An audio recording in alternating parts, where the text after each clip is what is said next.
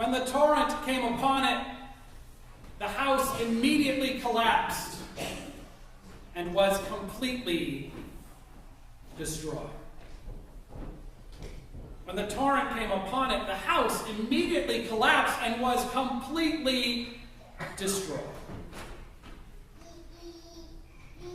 Now, I always wonder what landlocked people think when they think of that little parable of the house built on sand and the one built on rock. Because for me, born and raised within the coastal and swampy confines of northern New England, it is pretty clear that Jesus, raised on the Sea of Galilee and prophet to fishermen, is talking about beach houses. Now, you know what I'm talking about when I say beach house, right? You've probably seen them. You may have stayed in them. You may even have owned one at some point.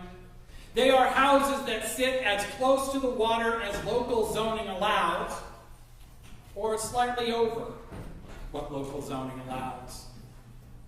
And frequently they have no foundation at all, with their oversized decks standing over the sand itself, supported by those spindly little pillars. They are the houses that local news teams like to stand in front of during hurricanes because of their tendency to collapse spectacularly and fall into the sea. And it's not just the ocean where you can find them.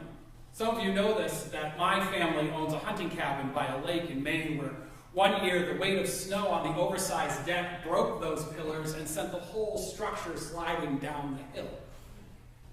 Those houses are fragile. They're fragile houses, and they are placed in inhospitable locations for aesthetic reasons that, in some ways, don't make much structural or ecological sense. But of course, Jesus isn't giving us an instruction manual on how to build houses. Not here in Luke, at least. Here he is talking about how we live our lives when the storm comes, when the waters rise. And in those moments in life, we do not want to be in the fragile house. We want to have a house that is dug into the stone. But you see, building that other house is a difficult thing. It means working harder and longer. Sinking our spiritual foundation deep into the solid earth is something that takes time. It takes intention. A true spiritual path is more than thinking nice thoughts and going to church on Christmas Eve. It's a daily practice, done whether the seas are calm or whether they are rough. It is a practice that sometimes gets in the way of other things, like sitting on the deck and admiring the view. But there is a reward.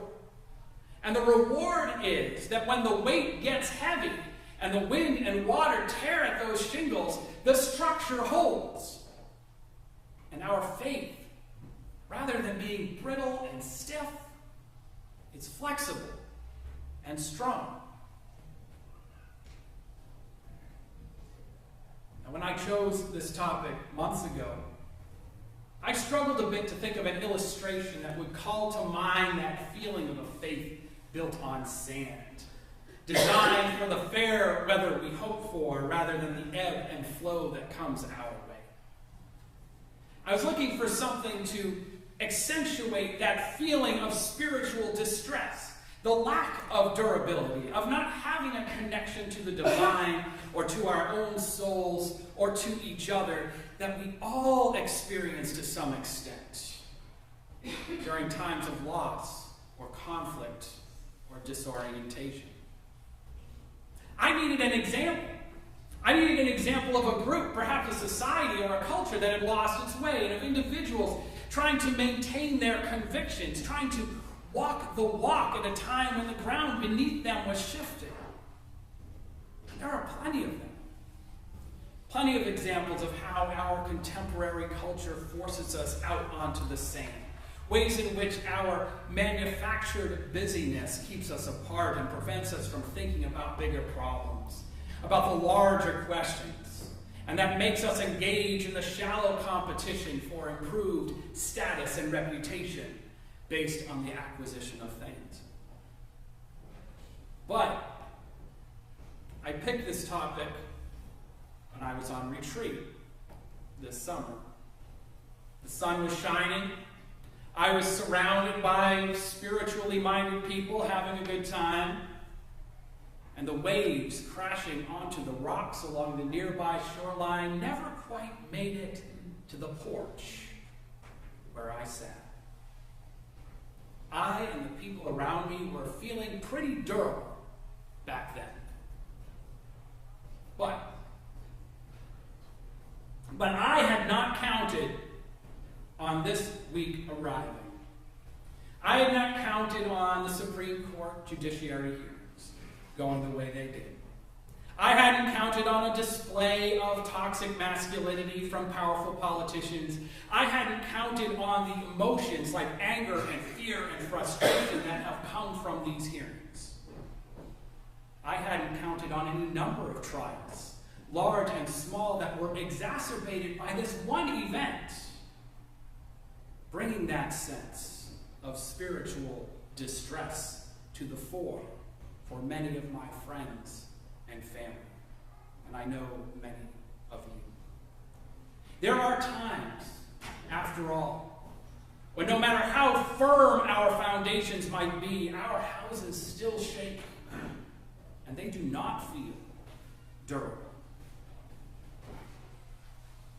Now, maybe not all of us were shaken by these recent events. But because we are human beings, it is likely that we have been shaken by something. The winds, the fire, and the flood come to all of us in different ways. And when we go to assess the damage, when we try to rebuild the house, we find that cleanup is a mess. We find that time and effort will need to be expended. And that as much as we wish we could do it all ourselves, we find that it will take more than we can give alone. Because, of course, in times of great anxiety, like the times we live in, we can feel isolated. With our once large psychic landscape eroding away. In fact, that feeling of isolation is one of the tools the principalities and powers use to put us in a condition of helplessness, labeling us unseen or unworthy. Now, fortunately, the prophets have left us a plan, a blueprint for the spiritual life, for building that solid house in the midst of the secular, everyday life that we find so hard to shake off. And it begins not with an expression of personal piety or stepping back to the comfort of the beach house, but instead it points us in the other direction.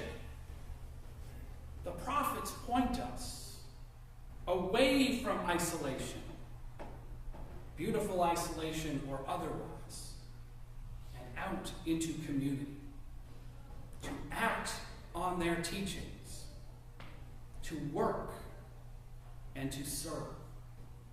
Recognizing that on some deep level we are part of one great organism consisting of many smaller parts. Waldemar Argau in our reading today calls this the rule for all to follow. I think that's probably how he only have put it in the 1940s and 50s, but that's what he said. But Jesus said, "Do unto others as you would have done unto you. Do unto others as you would have done unto you." Now these days when we hear that, we all kind of nod in agreement and we think of it as something that nice people do for other people. Right? To be good, we should do this for others. But really, doing this for others, for strangers, for enemies as well as friends rewards us as well. It builds the foundation, doing unto others as we would have done unto us. It builds the foundation of